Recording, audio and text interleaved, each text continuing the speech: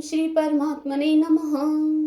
ओम नमो भगवते वासुदेवाय। श्रावण मास महात्म्य अध्याय 6 की पावन कथा में हम आज सुन रहे हैं सोमवार व्रत का विधान।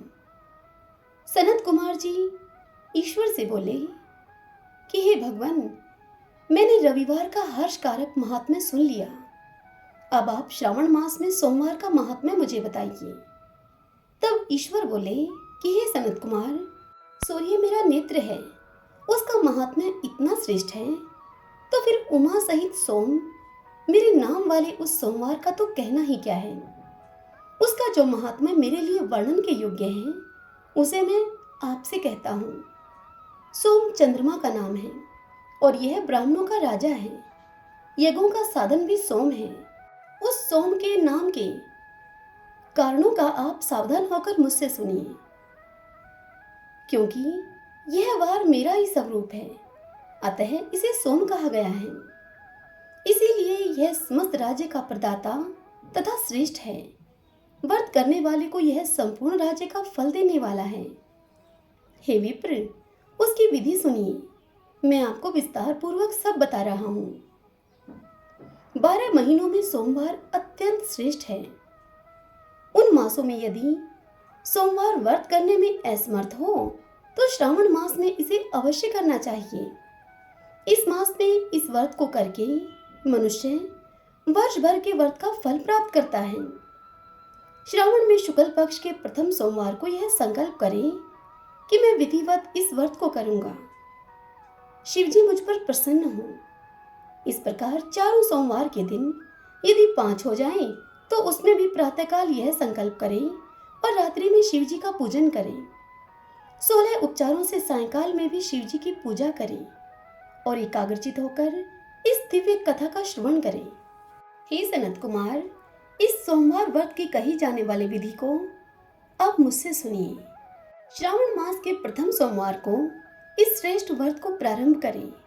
मनुष्य को चाहिए कि अच्छी तरह से स्नान करके पवित्र होकर श्वेत वस्त्र धारण कर ले और काम, क्रोध, अहंकार, द्वेष, निंदा आदि का त्याग करके मालती, मलिका आदि श्वेत पुष्पों को लेकर आए।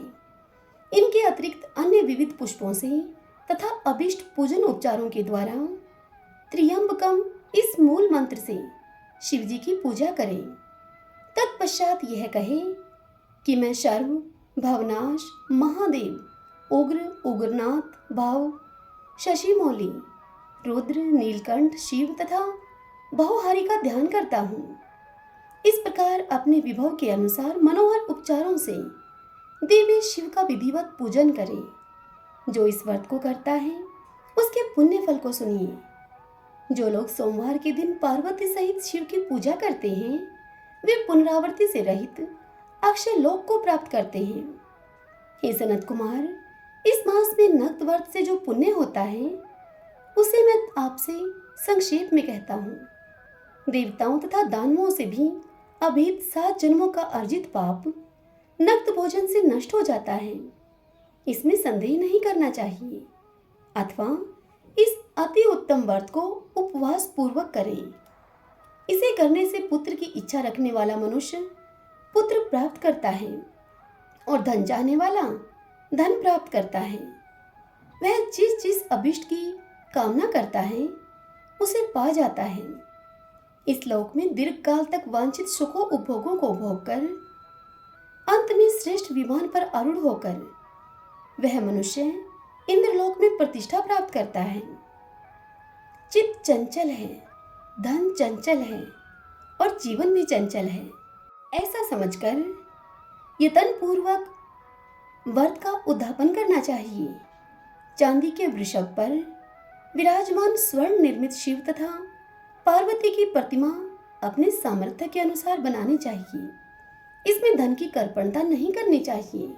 तदंतर एक दिव्य तथा शुभ लिंग तो भद्र मंडल बनाए और उसमें 2 श्वेत वस्त्रों से युक्त एक घट स्थापित करें। घट के ऊपर तांबे अथवा बांस का बना हुआ पात्र रखें और उस पात्र के ऊपर उमा सहित शिवजी को स्थापित करें। इसके बाद श्रुति, स्मृति तथा पुराणों में कहे गए मंत्रों से शिव की पूजा करें पुष्पों का मंडप बनाए और उसके ऊपर सुंदर चंदोवा लगाए। उसमें गीतों तथा बाजों की मधुर ध्वनि के साथ रात में जागरण करे।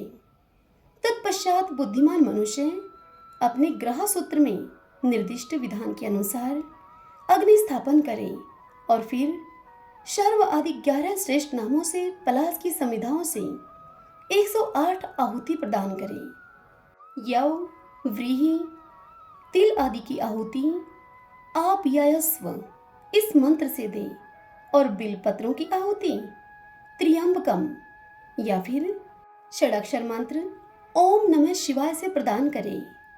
तत्पश्चात स्वष्टिकृत होम करके पूर्ण आहुति देकर आचार्य का पूजन करें और बाद में उन्हें गौ प्रदान करें। तदंतर 11 श्रेष्ठ ब्राह्मणों को भोजन कराएं और उन्हें वंश पात्र के सहित 11 घट प्रदान करें। इसके बाद पूजित देवता को तथा देवता को अर्पित सभी सामग्री आचार्य को दे दे और तत्पश्चात यह प्रार्थना करे कि मेरा व्रत परिपूर्ण हो और शिवजी मुझ पर प्रसन्न हो। तदंतर बंधुओं के साथ हर्षपूर्वक भोजन करें। इसी विधान से जो मनुष्य इस व्रत को करता है वह जिस जिस अभिलषित वस्तु की कामना करता है उस वस्तु को वह प्राप्त कर लेता है और अंत में शिवलोक को प्राप्त होकर उस लोक में पूजित होता है। हे सनत कुमार, सर्वप्रथम श्री कृष्ण ने इस मंगलकारी सोमवार व्रत को किया था। श्रेष्ठ आस्तिक तथा धर्मप्राण राजाओं ने भी इस व्रत को किया था। जो इस व्रत का नित्य श्रवण करता है वह भी उस व्रत के करने का फल प्राप्त करता है। इस प्रकार श्री स्कंद पुराण के अंतर्गत ईश्वर सनत कुमार संवाद में श्रावण मास महात्म्य में सोमवार व्रत कथन नामक 6वां अध्याय पूर्ण हुआ। आइए अब हम सब अवंती क्षेत्र का महात्म्य सुनते हैं, जिसे सावन मास में सुनना अत्यधिक पुण्य कारक है। व्यास जी सनत कुमार जी से बोले कि हे भगवान, आचार सब धर्मों में मुख्य है, वही सब धर्मों का आश्रय है। जो सब धर्म में तत्पर, क्रोध को जीतने वाले तथा इंद्रियों को वश में रखने वाले हैं, वे तो भगवान शिव के लोक में जाते ही हैं। उनके लिए मेरे मन में कोई चिंता नहीं है। वैसे लोग तो किसी उत्तम क्षेत्र में निवास किए बिना भी पूर्वोक्त नियमों के पालन से ही चंद्रमा के समान कांतिमान विमानों द्वारा निश्चय ही रुद्रलोक में चले जाते हैं। परंतु जो स्त्रियां, शूद्र, मलेच्छ, पशु पक्षी, मृग, मूक, जड़, अंध और बधिर हैं, जिनमें तप और नियम का अभाव है, वे यदि महाकाल क्षेत्र में मृत्यु को प्राप्त हों तो उनकी क्या गति होती है। यह सुनकर सनत कुमार जी ने व्यास जी से कहा कि हे ब्राह्मण, यदि स्त्री, मलेच्छ, शूद्र, पशु पक्षी और मृग भी अपनी स्वाभाविक वृत्ति से ही उस क्षेत्र में मरे तो वे दिव्य शरीर को धारण करके रुद्रलोक में जाते हैं और वहां जाकर वे सब प्रकार के सुख भोग से संपन्न होते हैं। एक समय देवताओं के लिए कंटक रूप से हलाहल नामक दानव महाकाल वन की ओर दौड़ा हुआ आया। वह दुरात्मा क्रोध से जल रहा था। ब्रह्मा जी का वरदान पाकर देवताओं के लिए दुर्जय हो गया था। उसने भैंसे का स्वरूप धारण कर रखा था। उस देव शत्रु को आते हुए देखकर पिनाकधारी भगवान शिव अपने गणों से बोले कि हे पार्षदों, यह मायावी दैत्य तीनों लोकों के लिए कंटक है और बड़े वेग से इधर आ रहा है। अतः तुम सब लोग मिलकर इसे मारो। तब वहां आते हुए उस महादैत्य को शिवगणों ने त्रिशूल समूहों, तलवारों, मूसलों तथा बाण समुदाय से मूर्छित करके पृथ्वी पर मार गिराया। उसके मारे जाने पर महादेव जी ने सभी से कहा कि अहो, इस मूढ़ को बड़ा घमंड हो गया था, उसी से यह मृत्यु को प्राप्त हुआ है। इस समय पूर्वोक्त कपाल से बड़ी भयानक और प्रज्वलित मुख वाली प्रचंड मातृकाएं प्रकट हुई, जो बड़ी बलवती और भयानक अस्त्र शस्त्रों से सुसज्जित थीं। वे सब उस स्थान पर दौड़ती हुई आई और महादेव जी को निवेदन करके उस महाबली दैत्य को काट काट कर खाने लगी। इससे वे इस क्षेत्र में कपाल मातृका के नाम से विख्यात हुई। पूर्व काल में वहां स्थापित हुए कपाल को भेद कर एक कुंड प्रकट हुआ जो शिव तड़ाक के नाम से प्रसिद्ध है, वह सब पापों का नाश करने वाला है। आज भी वह महादिव्य रुद्र सरोवर वहां प्रकाशित होता है। गंधर्वगण उसका सेवन करते हैं। रुद्र सरोवर का जल किसी पात्र में रखा हो अथवा हाथ में निकाला गया हो, ठंडा हो या फिर गर्म हो या फिर उसका क्वाथ बनाया गया हो, किसी प्रकार भी उपयोग में लाए जाने पर वह अश्वमेध यज्ञ और व्रत स्नान की भांति पवित्र करता है। सैकड़ों देवताओं से घिरे हुए ब्रह्मा जी भी उस रुद्र सरोवर पर गए हैं तथा उन्होंने उसे स्वर्गलोक की सीढ़ी कहा है। जो यहाँ प्राण त्याग करते हैं वे रुद्रलोक में जाते हैं। हे व्यास जी, जो लोग महाकाल वन में निवास करते हैं वे मनुष्य धन्य हैं। जो रुद्र सरोवर में स्नान करते अथवा उसका जल पीते हैं वे स्वधर्म तथा सदाचार में तत्पर रहने वाले पुरुष सबके स्वामी महादेव जी का प्रत्यक्ष दर्शन करते हैं। आगे सनत कुमार जी व्यास जी से कहते हैं कि प्राचीन काल में सुदुमन नाम का एक धर्मात्मा राजा थे। उनकी पत्नी का नाम सुदर्शना था। उसने दालंबे मुनि का दर्शन करके पुत्रों की कामना से पूछा कि हे भगवान, किस दान स्नान और विधि से मुझे समस्त शुभ लक्षणों से संपन्न पुत्र प्राप्त हो सकते हैं। तब दालंबे जी बोले कि बेटी, लोक सृष्टा ब्रह्मा जी ने तुम्हारे लिए पहले से ही श्रेष्ठ पुत्र रच रखा है। तुम्हारे पतिदेव भगवान शंकर की आराधना करके उनके प्रसाद से अवंतीपुरी में जब चारों समुद्रों को स्वरूपतः ले आवेंगे तब उनमें राजा के स्नान करने पर तुम्हें पुत्र प्राप्त होगा। अतः तुम अपने पति को शंकर की आराधना के लिए प्रेरित करो। दालंबे ऋषि के वचन से रानी सुदर्शना ने अपने पति को भगवान शंकर की आराधना के लिए भेजा। उन्होंने गंधमादन पर्वत पर जाकर आराधना के द्वारा भगवान शिव को संतुष्ट किया। संतुष्ट होने पर शंकर जी बोले कि हे राजेंद्र, तुम अवंतीपुरी को जाओ, वहां तुम्हें सुंदर पुत्र की प्राप्ति होगी।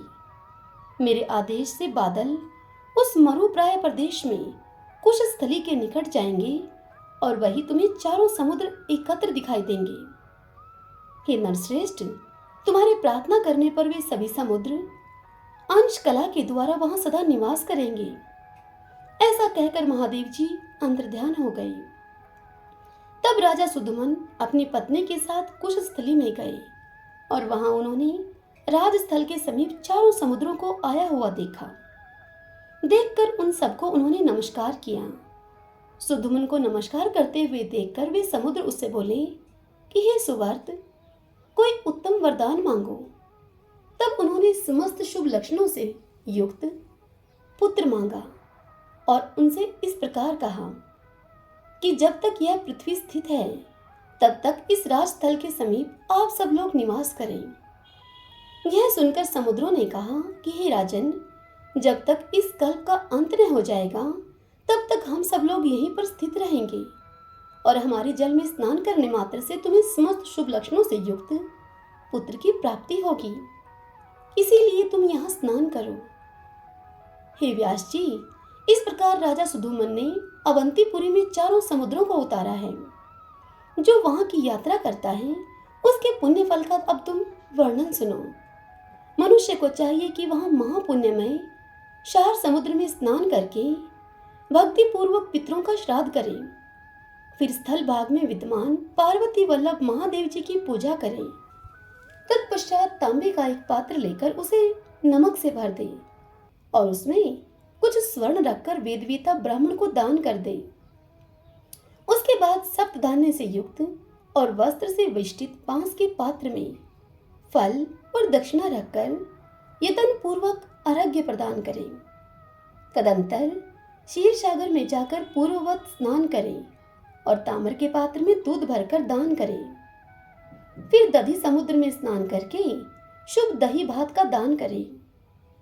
पुनः इक्षु समुद्र में स्नान करके ब्राह्मण को गुड़ समर्पित करें। इस प्रकार यात्रा करके दूध देने वाली गौ का दान करें। जो इस विधि से राजस्थल के समीप यात्रा करता है वह कल्याणमयी लक्ष्मी और सुंदर पुत्र को पाता है तथा मरने पर वह स्वर्गलोक में जाता है। हे व्यास जी, क्रीड़ा करते हुए भगवान शंकर ने शंकर वापी नामक एक शुभ महातीर्थ का निर्माण किया है, जो मनुष्य रविवार युक्त अष्टमी को उक्त शंकर वापी में पूर्व आदि दिशाओं के क्रम से सभी दिशाओं और कोणों में एवं वापी के मध्य भाग में भी स्नान करके ब्राह्मणों को हविष्यान युक्त नूतन कमंडलू देता है और उन्हें शाक एवं मूल फल अर्पण करता है, वह इहलोक और परलोक में जो संपूर्ण भोगों से संपन्न स्थान है वहां जाता है और वहां जाकर उत्तम ऐश्वर्य भोगता है। तदंतर देव देवेश्वर पिनाक पाणी भगवान शिव ने पवित्र भाव से देवादिदेव दिवाकर का सत्वन किया। इससे संतुष्ट होकर दिवानाथ सूर्य वहां पर आए और इस प्रकार बोले। सूर्य बोले कि हे भूतनाथ, आप मुझसे वर मांगिए। तब भगवान शिव बोले कि हे देव, आप समस्त देहधारियों के हित के लिए यहाँ एक अंश से स्थित होइए। भगवान शंकर का यह वचन सुनकर सूर्यदेव ने वहां अवतार लिया। संपूर्ण लोगों को शांति प्रदान करने वाले देवेश्वर सूर्य वहां शंकरादित्य के नाम से प्रसिद्ध हैं। उस समय देवगण विस्मित होकर कहने लगे कि अहो, यह स्थान धन्य है जहाँ साक्षात भगवान शिव विराजमान हैं, और सूर्यदेव भी इस तीर्थ का महात्म्य बढ़ाने के लिए यहीं पर आकर बस गए हैं। तदंतर ब्रह्मा आदि देवता शंकरादित्य की स्थापना और पूजा आदि करके बोले कि हे प्रभु, जो मनुष्य आपकी स्तुति करेंगे उन्हें जरा और मृत्यु का कष्ट नहीं भोगना पड़ेगा। शंकरादित्य के दर्शन करने वालों को कभी आदि व्याधि और दारिद्र्य, रोग और बंधु वियोग आदि नहीं होते। सनत कुमार जी व्यास जी से आगे कहते हैं कि हे व्यास, एक समय भगवान महेश्वर ने कपाल धोने के लिए शुद्ध जल लेकर उससे कपाल को अच्छी तरह से धोकर उस जल को पृथ्वी पर फेंक दिया। वही त्रिभुवन विख्यात गंधवती नाम वाली पुण्य नदी प्रकट हुई। उसमें स्नान करना सदा ही उत्तम है, ऐसा साक्षात महादेव जी ने कहा है। वहां किया हुआ श्राद्ध और तर्पण सब अक्षय होता है। जो मनुष्य वहां चंद्र ग्रहण में स्नान करके पिंडदान देता है, उसके पितृ 12 वर्षों तक तृप्त रहते हैं। काशी और गया आदि तीर्थों में जो 1 मास में तृप्ति होती है, वह यहाँ तत्काल हो जाएगी, और संतुष्ट हुए पितृ उन मनुष्यों को मनोवांछित सिद्धि का वरदान देंगे। वहां दशाश्वमेध तीर्थ में स्नान करके शिव जी का दर्शन करने पर मनुष्य 10 अश्वमेध यज्ञों का फल पाता है। अब मैं हरि सिद्धि देवी का महात्म्य आपसे बतलाऊंगा, जो उत्तम सिद्धि देने वाली है। पूर्व काल में चंड और प्रचंड नाम वाले 2 महाबली दानव स्वर्गलोक को उजाड़कर कैलाश पर्वत पर आए, और उन्होंने वहां पर दाहिने हाथ में पिनाक और खटवांग लिए हुए और दूसरे हाथ में पासा उठाए हुए भगवान सदाशिव को देखा। तब वे दैत्य शिवजी के पार्षदों को पीड़ा देने लगे। यह देखकर नंदी ने उन्हें रोका। उनके मना करने पर उन दानवों ने अपने अपने त्रिशूलों से एक ही साथ नंदी के दाएं और बाएं पार्श्व में आघात किया। नंदी दोनों ओर से विदीर्ण हो गए और उनके अंगों से रक्त की बड़ी भारी धारा बह चली।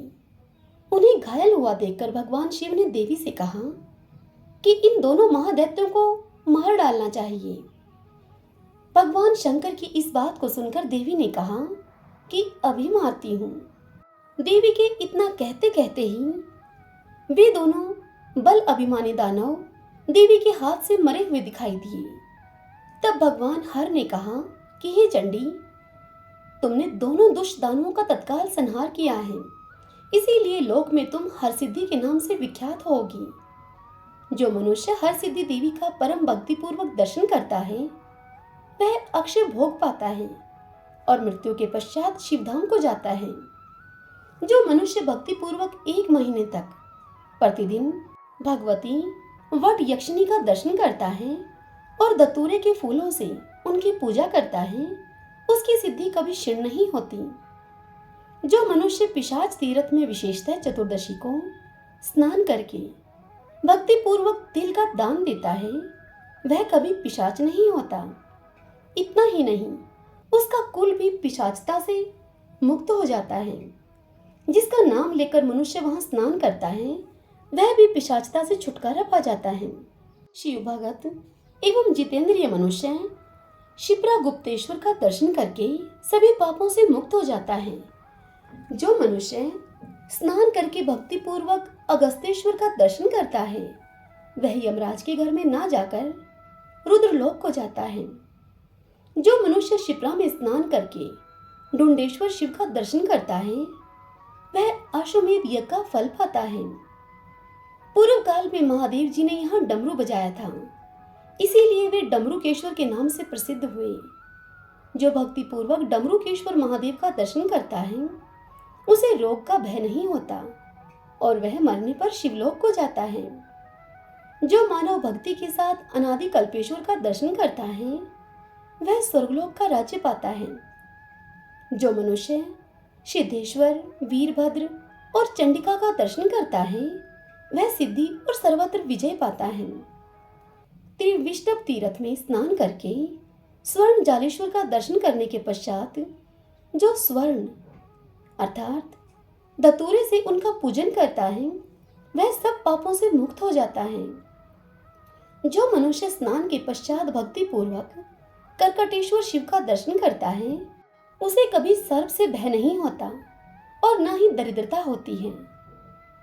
जो पराभक्ति पूर्वक सनातनी महामाया का दर्शन करता है वह विष्णु माया से मुक्त होकर परम पद को प्राप्त होता है। स्वर्ग द्वार में स्नान करके भैरव देव का दर्शन करने से मनुष्य 100 यज्ञों का फल पाता है। जो शिव सरोवर में स्नान करके हनुमत केश्वर का दर्शन करता है वह कोटि सहस्त्र कल्पों तक वायुलोक में आनंद भोगता है। सनत कुमार जी की इतनी बात सुनकर व्यास जी उनसे बोले कि हे भगवान, आपने जिस हनुमत केश्वर की चर्चा की है उनकी सनातन कथा कही। तब सनत कुमार जी ने कहा कि हे ब्राह्मण, पूर्व काल में रावण नामक सुप्रसिद्ध राक्षस हो चुका है जो तीनों लोकों के लिए कंटक था। भगवान विष्णु ने श्री रामचंद्र जी का अवतार धारण करके उसे लंका में मार गिराया। दुष्ट रावण का वध करके जनक नंदिनी सीता को साथ में लेकर वे वानर और भालुओं के सहित अपनी नगरी अयोध्या को लौटे। वहां राज्य पाकर श्री रामचंद्र जी ऋषियों से घिरे हुए बैठते और कथा सुनते थे। एक दिन कथा के अंत में श्री राम ने मुनि श्रेष्ठ अगस्त्य जी से पूछा कि हे मुने, भगवान शंकर और हनुमान जी में कौन अधिक बलवान है? तब मुनिवर अगस्त्य ने दशरथ नंदन श्री राम से कहा कि हे प्रभु, युद्ध और शौर्य में जैसे भगवान महेश्वर की कहीं उपमा नहीं है, उसी प्रकार वायुनंदन हनुमान जी को भी समझना चाहिए। यह सुनकर हनुमान जी ने मन ही मन सोचा कि मुनिवर अगस्त्य जी ने श्री रघुनाथ जी के सामने मेरी उपमा शिव जी के साथ दी है, अतः अब मैं लंकापुरी में राक्षस राज विभीषण से एक शिवलिंग मांग लाने के लिए जाऊंगा। इस निश्चय के अनुसार हनुमान जी लंका में जाकर विभीषण से बोले कि हे महाभाग, तुम मुझे एक उत्तम शिवलिंग प्रदान करो। हनुमान जी की इस बात को सुनकर राक्षस राज विभीषण बोले कि हे सुवर्त, रावण के द्वारा स्थापित किए हुए ये 6 लिंग हैं। इनमें से जो तुम्हें प्रिय हो उसे बताओ, वही मैं तुम्हें दे दूंगा। तदंतर हनुमान जी ने मोती के समान स्वच्छ एक शिवलिंग का हाथ से स्पर्श किया। विभीषण बोले कि महावीर, तुमने जिस शिवलिंग को ग्रहण किया है वह मैंने तुम्हें दे दिया। तत्पश्चात उस महालिंग को लेकर हनुमान जी निर्मल आकाश मार्ग से चले और 7वें दिन अवंतीपुरी में आ पहुंचे। वहां पर रुद्र सरोवर के तट पर उसे स्थापित करके उन्होंने सरोवर में स्नान किया और महाकाल जी की पूजा के लिए जाने का विचार किया। उस समय हनुमान जी ने उस लिंग को उठा लेने की चेष्टा की, किंतु उठाने में समर्थ न हुए। तब वहां स्थित हुए महादेव जी ने प्रत्यक्ष दर्शन देकर वायुनंदन हनुमान जी से कहा कि हे हनुमान, तुम इस क्षेत्र में अपने नाम से मेरी स्थापना करके पूजन करो। यह शिवलिंग संसार में हनुमतकेश्वर के नाम से प्रसिद्ध होगा। तब हनुमान जी ने पर्वत के समान ऊंचे उस शिवलिंग को वहीं पर स्थापित कर दिया। जो मनुष्य शनिवार को हनुमतकेश्वर शिव का दर्शन करता है उसे शत्रु का भय नहीं होता और वह संग्राम में विजय पाता है। हरि ओम तत्सत। श्री शिवाय नमस्तुभ्यम।